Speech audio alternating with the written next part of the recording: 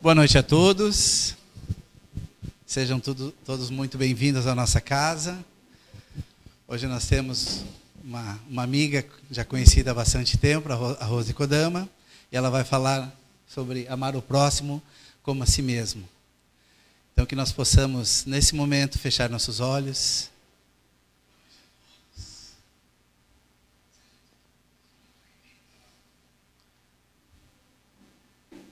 Fechar nossos olhos,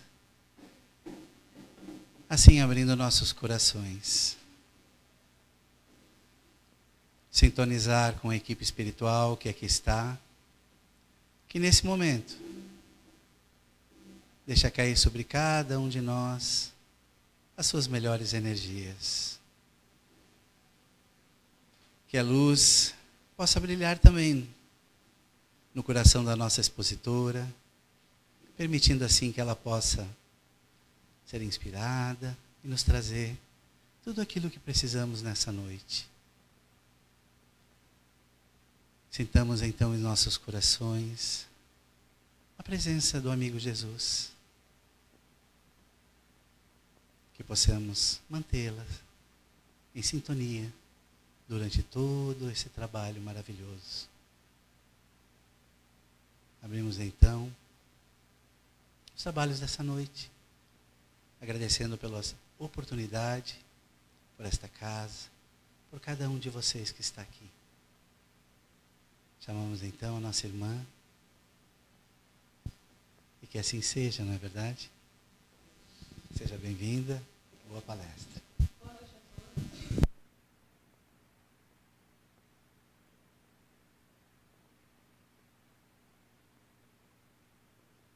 É uma honra estar aqui, é sempre um privilégio quando nós temos a oportunidade de falarmos acerca do Evangelho do Mestre, né? Então eu sinto-me realmente honrada pelo convite. Hoje então nós vamos falar um pouquinho sobre amar o próximo como a si mesmo. No livro Estante da Vida, ditado pelo espírito Humberto de Campos a Francisco Cândido Xavier, no capítulo 34, há uma cena lindíssima que revela o final da missão gloriosa de Jesus na Terra.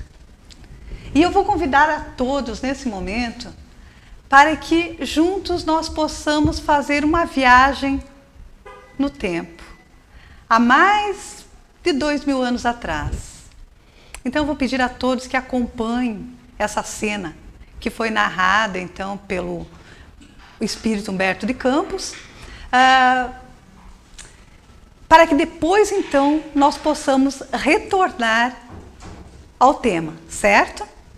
Ok, então vamos lá. Diz o seguinte: enquanto o mestre agonizava na cruz, o céu de Jerusalém tornara-se sombrio. Mas os encarnados que ali estavam, mergulhados nos vícios, no orgulho, na vaidade, na maldade e na ignorância, não conseguiam perceber o fenômeno espiritual grandioso que se desdobrava aos olhos do Cristo. Conta Humberto de Campos que fios de claridade indefinível ligavam a cruz de Jesus ao firmamento.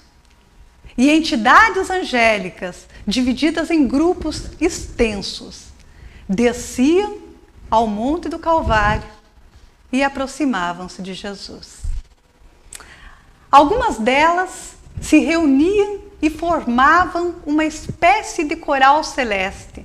Entoavam canções que harmonizavam aquele ambiente e apaziguavam o coração do Cristo. Outras traziam bálsamos que eram gradativamente aplicados nas feridas. Outros simplesmente se colocavam ao lado do Cristo, sustentando-lhe os últimos momentos do testemunhos. Alguns faziam a catalogação, faziam aquelas anotações, anotavam os responsáveis e as responsabilidades pelo ocorrido, para que depois, então, prestassem contas diante da lei de causa e efeito, que traz consequências a todos os nossos atos e a todas as nossas escolhas. Bem, mas diante dessa pleiade de espíritos angélicos, um anjo singular chega rápido, ligeiro ao encontro do Cristo. Ele chega apressado e a sua primeira atitude é aproximar-se de Jesus, que tentava lhe dizer algo. Ele então cola o ouvido bem próximo aos lábios do Cristo. Fica ali por questão de segundos e depois sai em disparada. E conclui Humberto de Campos: era o anjo da caridade. E Jesus pedia a ele naquele momento que fosse ao encontro do apóstolo Judas, que acabara de cometer o suicídio. Meus queridos irmãos, então o tema da noite de hoje é amar o próximo como a si mesmo. Nós abrimos lá o Evangelho do Cristo, no capítulo 11, e nós encontramos então aquela passagem que conta que um dos fariseus, sendo doutor da lei, para tentar Jesus, ele faz a seguinte pergunta: Mestre, qual é o maior mandamento da lei? E Jesus então responde: amarás o Senhor teu Deus de todo o teu coração, de toda a tua alma e de todo o teu espírito. Este é o primeiro e o maior mandamento. O segundo, semelhante a este: amarás o teu próximo como a ti mesmo. Toda a lei e os profetas estão contidos nesses dois mandamentos. Essa passagem também nós vamos encontrar lá em São Mateus, capítulo 22, versículo 33 a 40. Então, meus irmãos, o comando do Mestre é amar. É o amor, né? Muito bem. Todos nós aqui sabemos que o amor é a lei universal que rege a vida. Sabemos disso? Todos sabemos. Sim, sabemos. Humberto de Campos, no livro Um Jeito de Ser Feliz, ele vai ter a oportunidade de dar exemplos, de nos dizer que saber, nós já sabemos. Porém, entre saber e fazer, existe uma distância enorme, não é? E é verdade. Mas Jesus nos recomenda amar. Quando nós lemos essa passagem, amar o próximo, nós logo vamos elegendo a quem amar, não é assim? Achamos simples, é uma passagem simples. Coloca esse título e é tão simples, não é? E quando nós lemos a passagem, nós também achamos muito simples. É simples amar. E aí logo vamos elegendo aqueles a quem devemos amar. Os nossos filhos, os nossos familiares, a parentela, escolhemos alguns para amar entre a parentela, né? E alguns amigos. Mas a recomendação do Cristo é que devemos amar a todos. Bom, aí nós vamos amar a todos que são agradáveis, a todos que nos tratam bem, certo? Errado, né? Errado não, Rose. O Cristo recomendou que amássemos a todos, inclusive os nossos inimigos e a nós mesmos. E aí começa a ficar complicado, não é?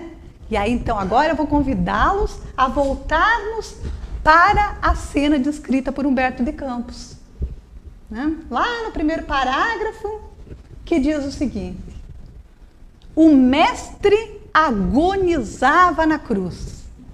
O mestre agonizava na cruz. Eu não vou nem perguntar aqui se alguém já teve um mal-estar, se alguém já sentiu algum tipo de dor, porque eu acredito que depois dos 15 anos de idade, todos nós já sentimos algum tipo de dor, certo? Mas vamos imaginar o Cristo agonizando na cruz, com dores terríveis. E aí, os parágrafos seguintes, entidades angélicas desciam ao monte do Calvário para socorrer Jesus, para auxiliar o Mestre, para sustentar-lhe aqueles últimos momentos do testemunho, certo? Mas aí finaliza Humberto de Campos dizendo que Jesus pedia ao anjo da caridade que fosse ao encontro do apóstolo Judas, que acabara de cometer o suicídio. Todos sabem quem foi Judas? Bem, para quem não sabe, Judas foi um dos 12 apóstolos do Cristo que entregou Jesus aos captores em troca de 30 moedas de prata. Ou seja, Judas considerado o traidor. E agora? A recomendação do Cristo fica fácil? Amar ao traidor? Amar alguém que quer o nosso mal, aquele que vive puxando o nosso tapete, aquele que tenta nos prejudicar o tempo todo? Será que é fácil? Será que é simples? Não, não é simples, né? Vamos complicar um pouquinho mais. Amar aquele que prejudica um filho meu. Olha só, vejam bem. Quem aqui tem filhos? Ok. Quem aqui tem filhos bonitos? Todos? Ok. É porque vocês não viram os meus, tá? Os meus são muito mais bonitos.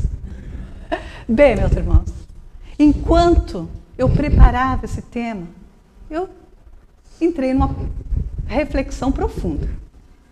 Como amar o inimigo? Como amar alguém que prejudica alguém da minha família, meu filho lá que é tão lindo? Porque meu filho é perfeito. Como é que eu vou amar alguém que vem e arranha meu filho? Que faz algum mal ao meu filho? Alguém muito próximo, alguém que eu ame? Vejam bem, um pai, uma mãe, por mais frágeis que sejam, para proteger os seus amores, nós chegamos a 3 metros de altura. Viramos fera para proteger os nossos filhos, não é assim?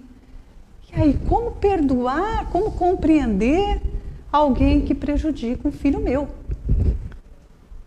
Refletindo sobre isso, meus irmãos, eu lembrei de um irmão nosso. Um irmão querido, um amigo querido, que mora em São Paulo. E eu vou contar a história para vocês. Esse meu amigo, ele teve o filho sequestrado e morto. E ele optou pelo perdão. Então, enquanto eu preparava meu tema, eu disse, poxa vida, eu vou perguntar a ele como foi esse processo de perdão. Mas, ao mesmo tempo, eu pensei, poxa vida, mas foi em 1997 que ocorreu esse fato. Eu vou tocar na ferida? Eu vou fazer uma pergunta? Não se faz isso. Esse tipo de coisa não se faz.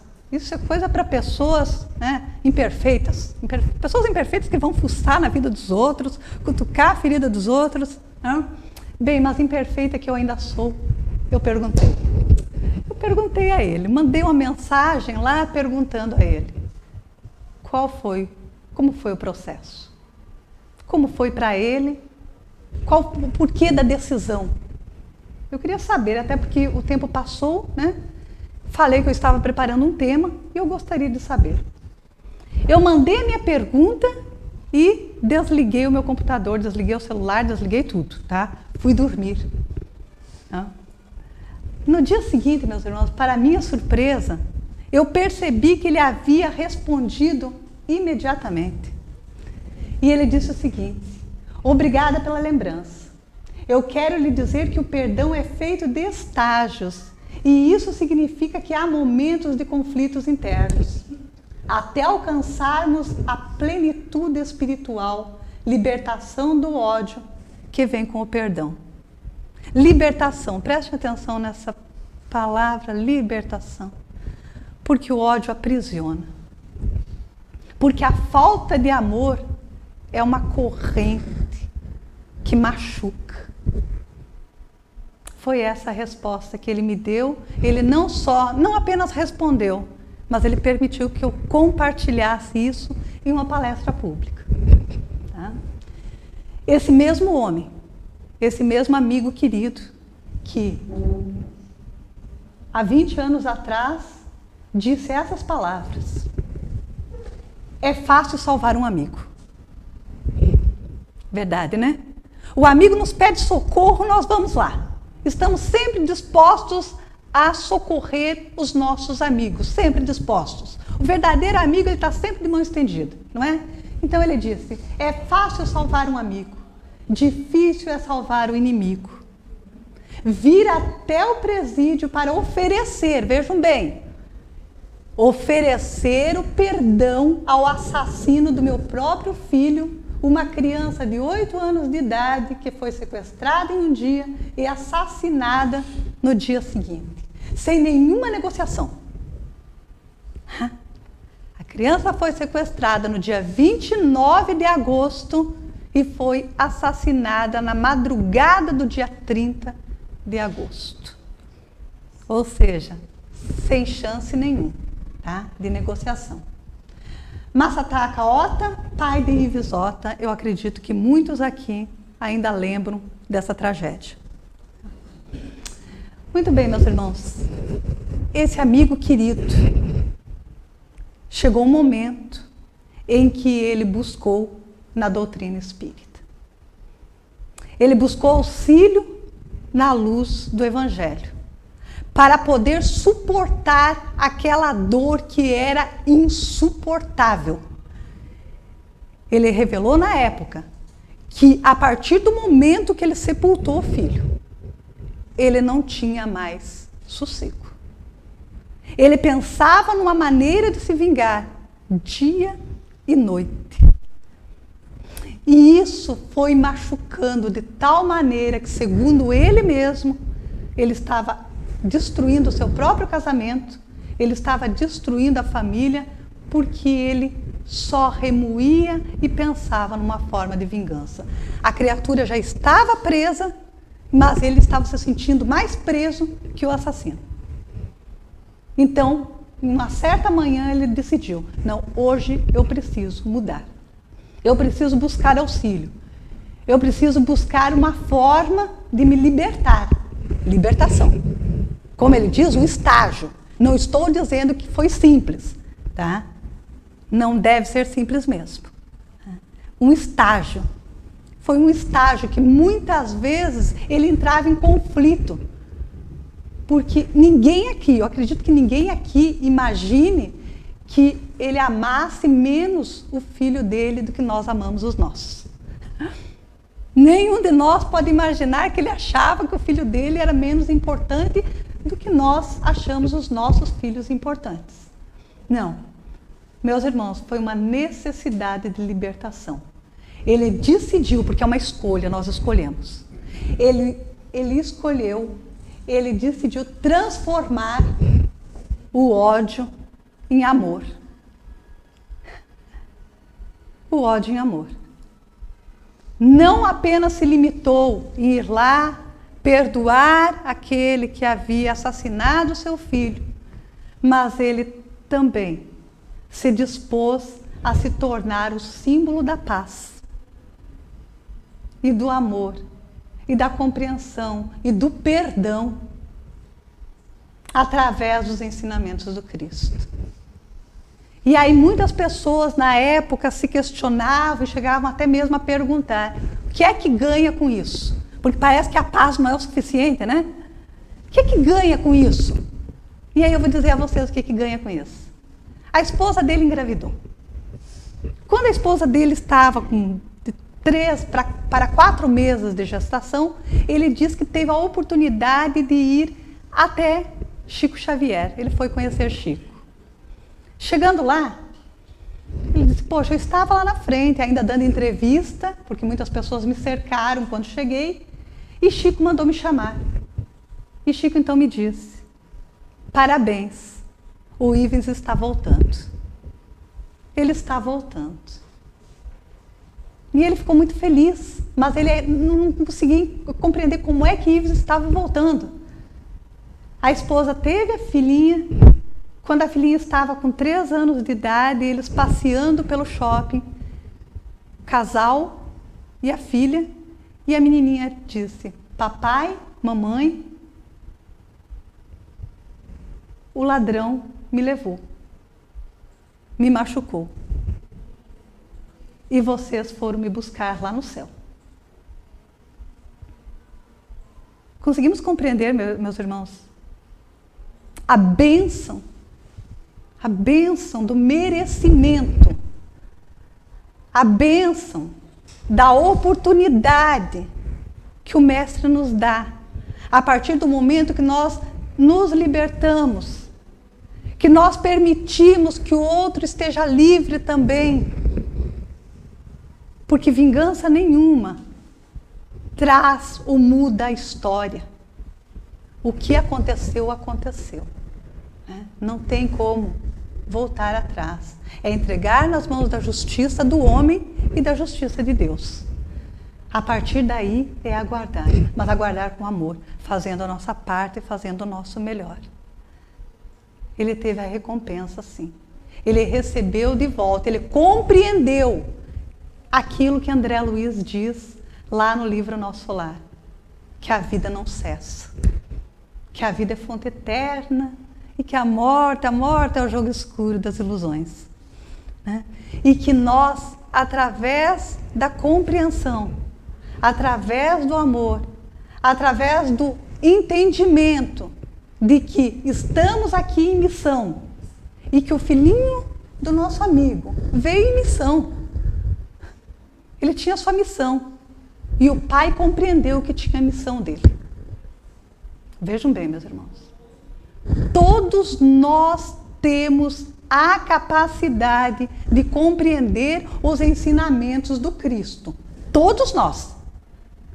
Porque Jesus não daria uma responsabilidade dessas se nós não fôssemos capazes de cumprir. Essa é a verdade. Meu fardo é leve. Então, quando Jesus nos orientou a amar o próximo como a nós mesmos, inclusive o nosso inimigo, e a nós mesmos, ele compreendia que nós tínhamos a capacidade do amor. Que todos nós temos essa capacidade, mas para que isso aconteça, é preciso o mergulho dentro desse desconhecido, que ainda sou eu. É o autodescobrimento. O conhece-te a ti mesmo, que não é exclusividade da doutrina espírita e não é exclusividade de nenhuma religião, meus irmãos. Médicos, psicólogos orientam o auto-amor como terapia dos males do corpo e da alma. Vejam bem. Mas para que isso ocorra, para que possamos nos tratar, nós precisamos nos conhecer. Paulo de Tarso, ele dá um nome bem adequado a isso. Ele chama de o bom combate. Quando nós aprendemos a nos conhecer, nós mergulhamos, sim, no nosso íntimo em busca de uma verdade. Verdade é essa que vai partir de cada um de nós. Não está no outro. Muitas vezes a gente quer a verdade do outro. A gente quer a responsabilidade do outro. E nós não paramos para fazer essa reflexão. Porque quem se conhece aprende a identificar as suas fragilidades. Nós aprendemos a identificar as nossas fragilidades. Identificando as nossas fragilidades, nossas próprias fragilidades, nós passamos a compreender a fragilidade do outro. Nós passamos a compreender que o outro também erra, que o outro também falha, que o outro também se engana. Mas o outro se engana, o outro erra da mesma maneira que nós, buscando acertar. Nós não erramos de propósito. Nós não vamos lá e pisamos, né, em algo e isso aqui vai cair. Não, eu não vou pisar de propósito. Né? Porque eu sou frágil mesmo. Porque eu tenho minhas deficiências. Agora eu preciso reconhecer essa minha deficiência. Porque aquelas criaturas que têm muita dificuldade em perdoar, acreditem, são aquelas mesmas que têm dificuldade de perdoar a si mesmo. Se eu não me amo, eu não posso. Como é que eu vou dizer, pô, eu amo a Deus, mas eu não me amo. Eu mal consigo me olhar no espelho. Não gosto da minha vida, eu não gosto dessa situação, eu não gosto do meu trabalho, eu não gosto da minha família. Como é que eu gosto de mim? Enquanto eu não aprender a me amar, eu não vou aprender a amar a Deus, eu não vou conseguir amar o próximo. Eu vou ter dificuldade de amar aqueles que convivem comigo, a minha família. Eu não vou poder estender nenhum sentimento de ternura aos meus vizinhos. Eu não tenho isso. Ninguém doa aquilo que não possui. Nós não conseguimos, meus irmãos. Então, esse autodescobrimento, esse mergulho, para eu poder me conhecer, para eu poder trabalhar isso, né? O que os psicólogos, né, os terapeutas aí chamam do coach, né? Você sair de um ponto e você ir até o outro. Você é levado a partir do momento que você começa a se descobrir, compreender que todos nós estamos aqui em busca de amor. O ensinamento do Cristo nunca foi tão atual, meus irmãos. Nunca. As redes sociais, que era para unir, né? Fantástica a ideia da rede social, era para unir as pessoas, para que eu pudesse ter contato com alguém que não mora tão próximo, porém, me afasta dos que convivem comigo. Né? Cada um no seu canto, cada um mexendo no seu celular. Tu entra em um restaurante, as pessoas, elas não estão nem prestando atenção no alimento. Elas precisam imediatamente responder às mensagens. Isso afasta, isso nos impede. Então, meus irmãos, a reflexão de Santo Agostinho. Todas as noites, ao me deitar, eu encostar a minha cabeça no travesseiro, porque isso que faz o homem de bem. E me perguntar, né? Porque o homem de bem, ele se questiona. Será que eu fiz todo o bem que eu poderia ter feito? Será que eu agi corretamente? Será que eu olhei com um olhar de amor? Ou será que eu estou ali na vida à toa, esperando o tempo passar? E não estou prestando atenção no meu colega de trabalho, que é um irmão meu? Pois nada é por acaso, nós sabemos que nada é por acaso. O colega de trabalho é aquela criatura que foi colocada ali para aprender e para me ensinar. Agora o meu coração precisa estar aberto para isso. Eu preciso estar atenta para compreender esse ensinamento. Eu preciso estar atenta para compreender que a minha missão na Terra, meus irmãos, não é um caminhar pela vida para o túmulo. Não. Ela vai muito mais além. Nós não podemos nos deixar enferrujar pela nossa rotina, pela nossa ansiedade, pelos nossos medos, pelos nossos isolamentos, o isolamento da solidão. Joana de Ângeles, no livro O Homem Integral, ela coloca lá 5 fatores de perturbação, né? Então, a rotina, a ansiedade, o medo, né? A liberdade em excesso, né? E esse isolamento, a solidão. Então nós precisamos tomar cuidado. Ambos têm o lado bom e o lado negativo, tá? Positivo e negativo, ambos. Porém, nós precisamos estar atentos, prestar atenção no meu limite. O que é que me faz me afastar do outro? O que é que não permite que eu ame como o outro merece ou como eu quero ser amada? Porque nós queremos ser amados. Todos nós formos perguntar, todos nós aqui queremos ser amados.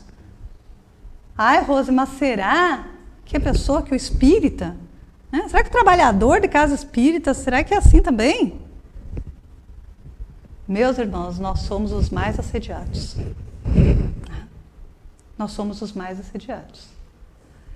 Nós temos na casa onde eu trabalho, nós temos atendimento fraterno.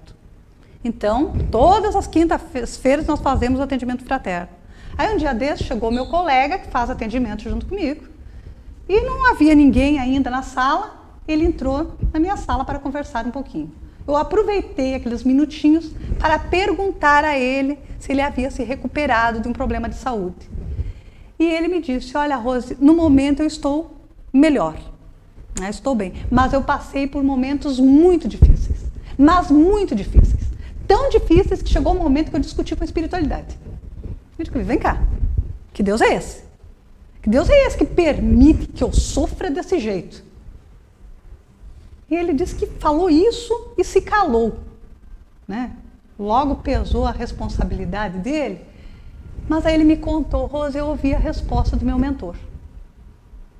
E ele me contou a resposta do mentor.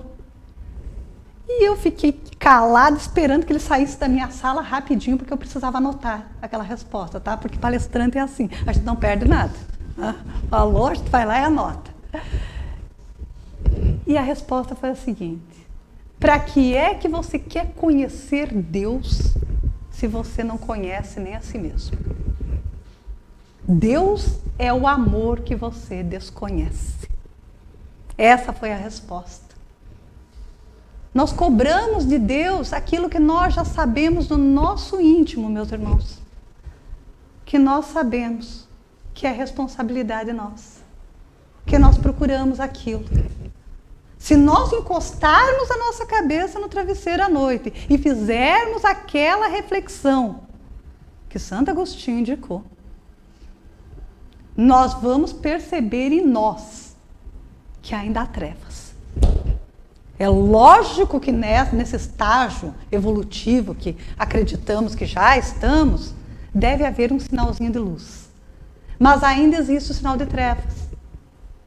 Nós falamos em fraternidade e nós damos abraço de que jeito? Nós abraçamos forte o nosso amigo, né? Aquela pessoa que é agradável, aquela pessoa que sorri, aquela pessoa que é simpática, aquela pessoa que nos faz bem. Mas aquela pessoa que não é tão agradável assim, e ela se aproxima, é aquele abraço, né? Rapidinho. E nós deveríamos aproveitar a oportunidade, porque a oportunidade é única, meus irmãos. Esse momento que nós estamos aqui agora, e isso é único, tá? Teremos outras palestras, teremos outros momentos, agora esse momento é especial, porque ele é único. Igual a esse, não vai acontecer mais não, tá? Passaram-se esses momentos aqui, vai ficar guardado, registrado em nosso coração. Tá? É lá que vai ficar registrado. Então nós deveríamos nos comportar todos os dias, meus irmãos. Não como se fosse o último dia da nossa vida, tá? Não. Mas como se fosse o melhor dia das nossas vidas. Aproveitando cada momento, cada segundo e aproveitando principalmente cada pessoa que se aproxima de nós. Compreendendo que uma pessoa que chega em busca do nosso abraço é um privilégio. É uma honra poder abraçar alguém. É uma honra alguém querer o nosso abraço. É uma honra. Que bom que essa pessoa me procurou. Que bom que essa pessoa me pediu um favor. Que beleza. Eu vou ver o que eu posso fazer. Eu vou fazer tudo o que for possível para atendê-la. De coração. Isso é amar. Isso sim é compreender o ensinamento do Cristo. No item 4 do capítulo 11, diz o seguinte: amar o próximo como a si mesmo, fazer pelos outros aquilo que eu gostaria que os outros me fizessem. Meus irmãos, essa é a medida que Deus colocou em nossos corações. Foi essa a medida. A partir do momento que eu quero bem para mim, para minha família, para os meus amores, para os meus filhos lindos, né? A minha irmã também quer para os filhos dela. A partir do momento que eu quero fazer um passeio, eu quero aproveitar, eu quero curtir aquele momento, os meus amigos, os meus vizinhos também. E todos nós merecemos. Todos. Então, quando a gente compreender que nós não vamos ser felizes sozinhos, porque nós estamos num mundo de provas e expiações. Justamente aprendendo a nos dar as mãos, a seguir juntos, porque não adianta atravessar a linha de chegada sozinho. nós precisamos caminhar juntos e tentar cruzarmos essa linha de chegada, todos de mãos dadas.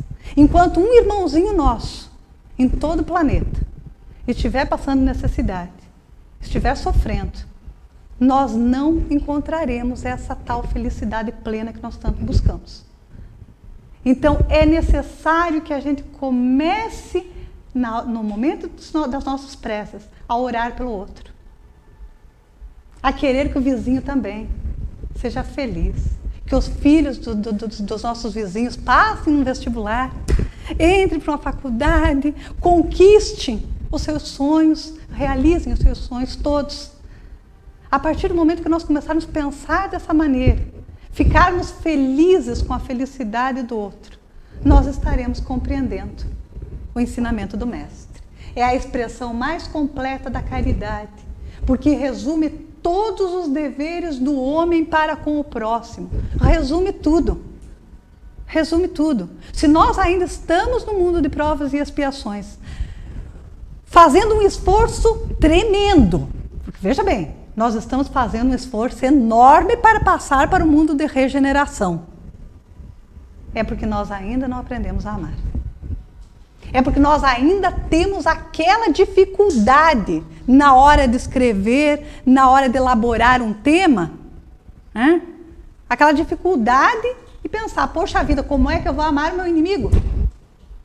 Como é que eu vou perdoar o meu inimigo? Como é que eu vou compreender que o meu inimigo falhou dessa maneira? Meus irmãos, nós falhamos e falhamos muito. E falhamos muito. Emmanuel vai ter a oportunidade de dizer para Chico Xavier que o homem na Terra erra. E se repete em seus erros. E que nós só não erramos mais por falta de oportunidade. Olha só. Então, meus irmãos, vejam bem. Como é que nós estamos sempre armados, com a pedrinha na mão, para apontar o erro do outro? Se eu não cair no erro igual dele, mas eu devo ter caído em outro, parecido, ou talvez pior, né? E sabe por que é que Jesus pediu ajuda ao Pai? Por que é que Jesus pediu que Deus perdoasse aqueles que lhe feriam? Porque eles não sabiam o que faziam. Por que é que Jesus compreendeu a fragilidade de Pedro, que lhe negou 3 vezes? Por que é que Jesus pediu ao anjo da caridade que fosse ao encontro do apóstolo Judas? Sabe por quê, meus irmãos? Porque Jesus compreendia a fragilidade humana. Jesus compreendia que o homem na terra é muito mais frágil do que perverso. Nós não somos ruins, nós somos frágeis. E muitas vezes, a maioria das nossas falhas, dos nossos erros, é justamente por medo. Nós temos medo do desconhecido. Então, nós ficamos assustados diante de alguns obstáculos e nos armamos. E nesse armamento todo, nós erramos. E Jesus sabia disso. Jesus compreendia isso. E nos deixou a exemplificação. Ele não apenas falou, porque falar é fácil, tá? Falar, eu vou lá, eu decoro um texto, eu estudo, eu me preparo, a gente vai lá e a gente fala, né? Agora, a exemplificação, quando me dizem, não, Rose, você não pode ser espírita só quando você está falando. Você precisa ser espírita 24 horas do teu dia. Porque na feira, no mercado, no ponto de ônibus, você não vai lembrar de todas as pessoas, mas as pessoas vão lembrar de você. Então, começa a exemplificar. Começa o exercício. Começa o treinamento. Nós precisamos treinar, meus irmãos.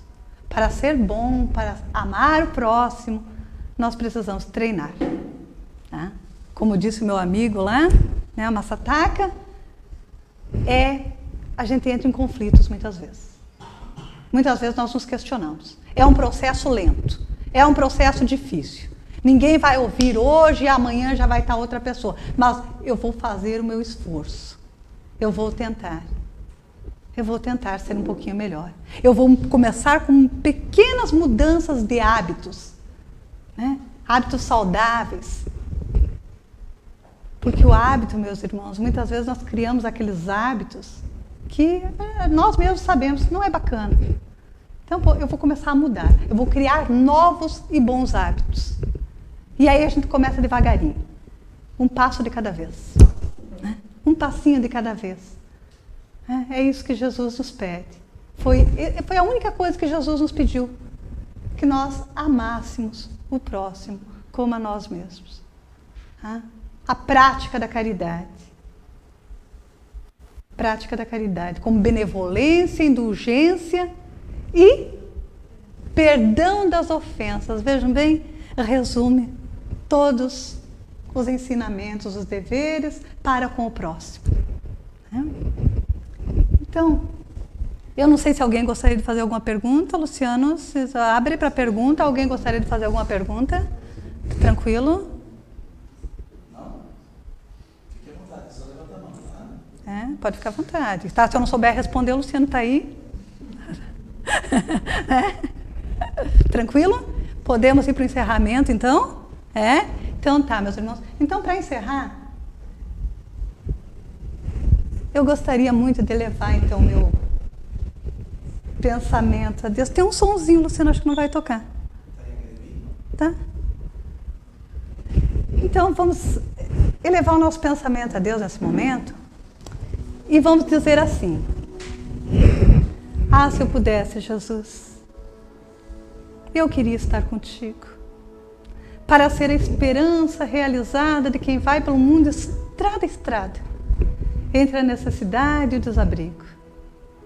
Desejava seguir-te humildemente, sem méritos, embora para erguer-me em consolo daqueles que choram, mostrando o coração enfermo e descontente. Queria acompanhar-te nos recintos onde a dor leciona e aperfeiçoa, de modo a ser conforto junto delas. E manejando a frase terna e boa, afirmar como a vida é grande e bela. Se eu pudesse, Jesus, eu conversaria com todas as crianças para dizer que não te cansas de criar alegria. E eu seria feliz ao converter-me em modesto recado, informando, Jesus, a todos os velhinhos que nunca estão sozinhos, pois que segues conosco lado a lado. Se eu dispusesse de recursos, queria ser a vela pequenina, acesa no clarão do sol que levas, de modo a socorrer todos aqueles que jazem nas trevas, fugindo sem razão da bondade divina. Entretanto, Senhor, eu sei das imperfeições que eu carrego e venho a Ti como eu estou. E por isso eu rogo, não me deixe a sós por onde vou. Se eu não posso ser socorro, esperança, paz e luz, toma-me o coração e, perdoando as minhas imperfeições, esquece tudo que meu sonho almeja e responda-me. Responda com o seu imenso amor o que queres que eu seja. Então, meus irmãos, o convite na noite de hoje é para que possamos perguntar ao Mestre o que é que Ele espera de nós. Que Jesus nos abençoe nessa caminhada, que possamos seguir todos juntos, assim, com esse sorriso, com esse carinho, com esse olhar de amor. Que assim seja.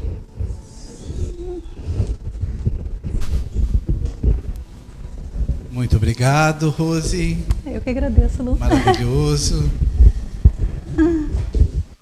Então, nós só temos a agradecer por esta oportunidade e não necessitaria de uma prece, mas mesmo assim,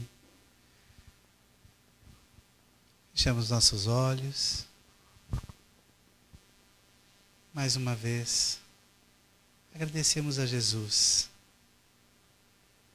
por estarmos aqui reunidos em seu nome. sentindo em nossos corações a vossa luz, agradecendo as belas palavras da nossa querida palestrante, e que essas palavras possam se tornar exemplos, como muito bem ela falou. Então encerramos essa reunião doutrinária dessa noite, agradecidos pela oportunidade. Que assim seja. Nós vamos agora passar para o passe. Eu vou pedir para vocês que aguardem um momento. Em seguida vão ser chamados em 10 em 10. Tá bom? Fiquem à vontade.